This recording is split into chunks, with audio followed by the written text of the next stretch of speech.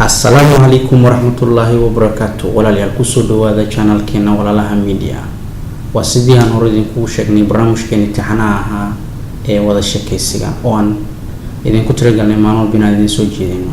Maanta waxaan idinku tiragalnay barnaamij ku saabsan qoyska. How many people are there in your family? How many people are there in your family? How many people are there in your family? Imisa qof ayaa joogta qoyskiina? Imisa qof ayaa joogta qoyskiina? How many people are there in your family? How many people are there in your family? Imisa qof ayaa joogta qoyskiina? There are 5 people in my family. There are 5 people in my family. There are 5 people in my family. My father, mother, brother, sister, and me. There are 5 people in my family. My father, mother, brother, sister, and me. Waxaa jira 5 qofood qoyskiina kuwaasoo kala ah aabo, hooyo, walaal, walaashida iyo aniga. There are waxaa jira 5 people 5 qofood in my family qoyskiina. My father aabahayga, my mother hooyadayda, brother walaalkayga, sister walaashayda, and me aniga. How old is your mother? How old is your mother? How old is your mother?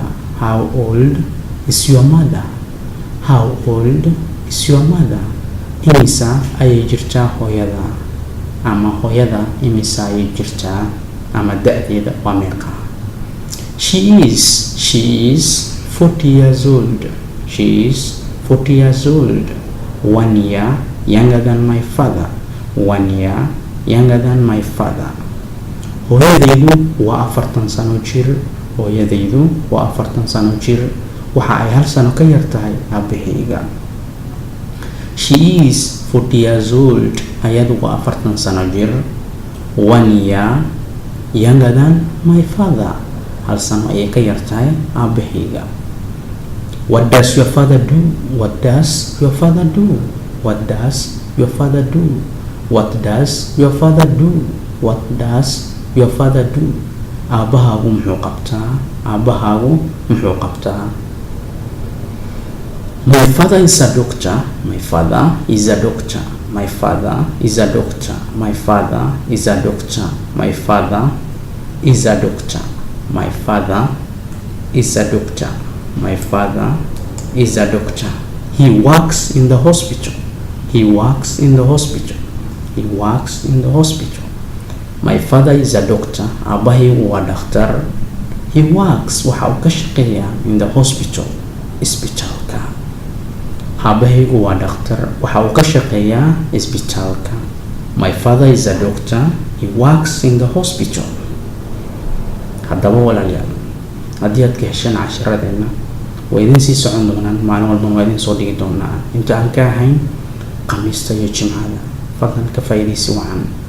haddii aad rabtaan inaad ku taxnaataan barnaamijkeena fadlan nagu saacida anagana subscribe-ka.